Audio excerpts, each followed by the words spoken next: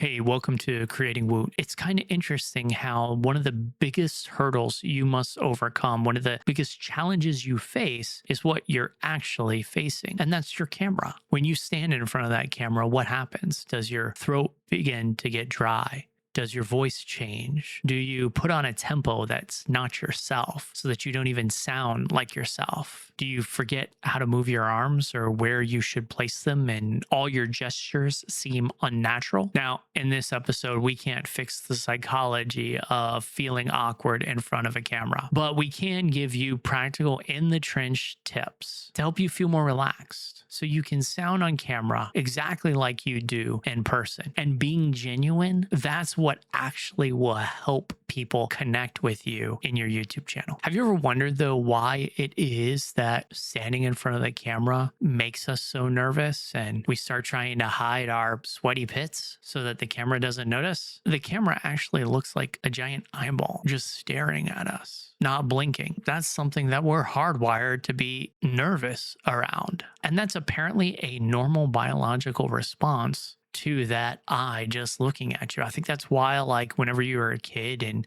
like you did something you weren't supposed to, and your dad just turns and looks at you and stares. And then, like, you immediately stop doing whatever it was you were doing. And it's because something staring at us creeps us out. So, in a way, the camera's creepy. The other challenge is when we stand in front of the camera, sometimes we become the announcer and we start to talk in a way that's completely different than our normal selves. And we think this sounds good and sounds normal, but it just really sounds like we're putting something on. People notice that immediately and they don't like it. So that causes them to disconnect from you and they'll go watch another channel. So we don't want that. So how do we find a way to be comfortable in front of the camera and overcome that natural awkwardness we feel when that lens stares at us? Well, one of the things that you can do is remember that your biggest strength that you have as a content creator, especially if you're making videos that you're going to post later, is the delete key. Nothing that you record is permanent. You can always delete something, re-record it. And I don't know about you, but one of the things that I found is that really makes my videos a lot better.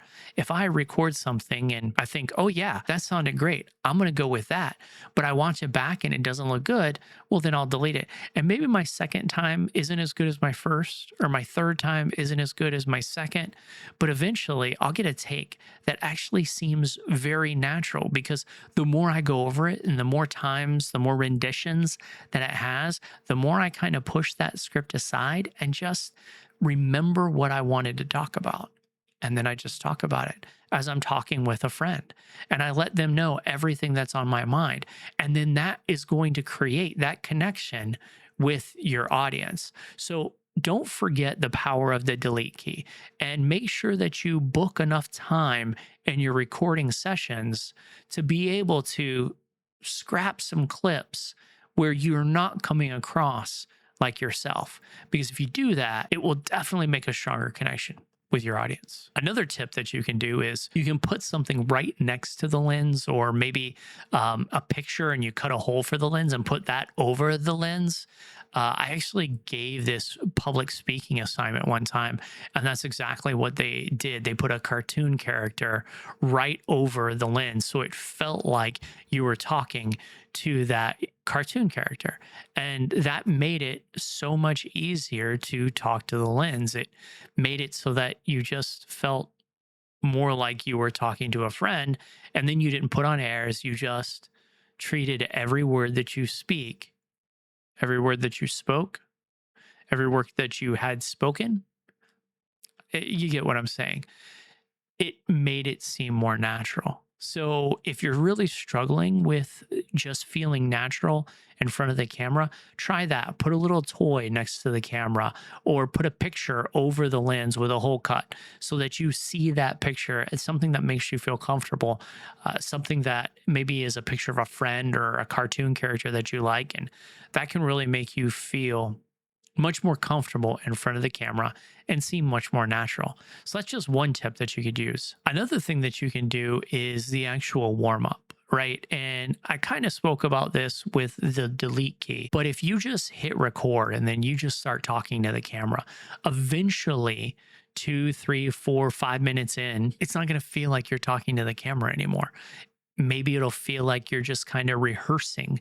But what will happen is you'll settle in to that naturalness. The nervous energy will begin to come down, and just that natural person that you are, you'll settle into that rhythm and you'll begin talking like that rhythm. And I always find that after the first 2 to 5 minutes, I really kind of settle into whatever I'm talking about. And then it no longer feels like I'm talking to an audience. It just feels like I'm talking to my friends. So that warm up footage is a good technique that you can use to be able to get you to that place where you're settled in. You've got a nice rhythm, you've got a normal tone, and you've got that presentation that everyone can connect with. One other thing that you can do that is really beneficial is stand up. Sometimes when we sit down, we will feel a little trapped, a little bit stiff, and that can come across in our presentation. So try standing up, maybe giving yourself the freedom to even walk around a bit. Doing something like that, it can not only up your energy level, but bring down your nervousness and find that kind of happy balance, that happy medium where you're bringing a lot of energy to your content, but you're also still coming across as you. And then finally, one other tip that I'll give you is practice. If you continually practice, and what I mean by that is challenge yourself over the next 15 days, record yourself for 5 minutes, have a story that you want to tell. And for 5 days in a row, tell the same story. And then for the next 5 days, tell a different story. And then for the last 5 days, tell a different story. And watch each one of those videos, save each one and watch each one of them back and kind of look and see what went well, what you'd want to change. Grade each one and see out of those 5, which one was your best take on each story. And then how does the very first one compare to the very last one? It's one of those things where, yes, it's practice and practice does help, but also when we're editing our footage, we'll tend to critique it a little bit. But at that point, and I don't know about you, but this is what happens to me.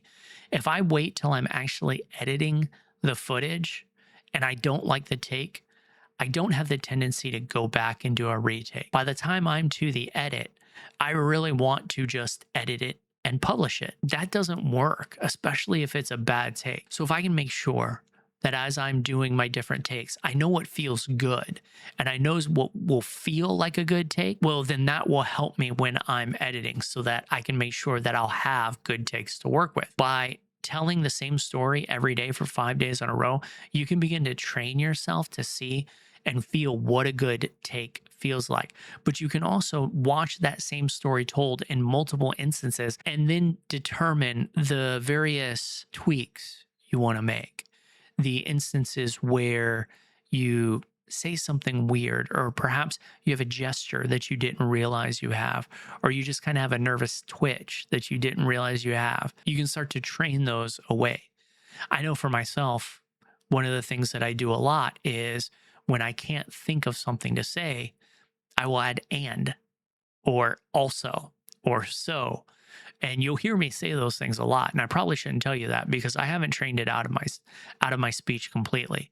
I actually try and edit a lot of them out, and I do edit a lot of them out. So if you notice them in the podcast, then you know that even with me editing them out, some creeped in. But if you start to pick up on those things and you know you're doing it, and I just did it there because but is one of them.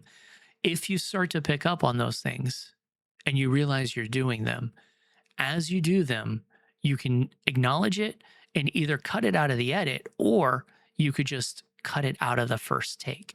And the better you train yourself to cut it out of the original take, the more likely you are to have footage that will be really easy to edit. But the key to being effective in front of the camera is really just practice, practice, practice. But if you want to level up quickly, that's where that exercise of telling the same story 5 days in a row and doing that back to back to back will really help. Because if you just practice when you hit record for that video, it's not really enough to elevate your performance quickly. or as quickly as you would like, because you're likely trying to grow your YouTube channel very fast. These are just some tips that I've used to not only help me with my YouTube videos, but also help me with my public speaking. And so I hope they help you as well. But until next time, I ask that you just keep creating Woot. Well, look who's got another year on the books, still charming folks with them one-of-kind looks. Whether it's tacos or playing the flute, or if you choose, YouTube's a hoot. Don't stay on the sidelines, don't leave yourself on mute. All you need to do is start creating Woot. Yeah, go on now, start creating Woot.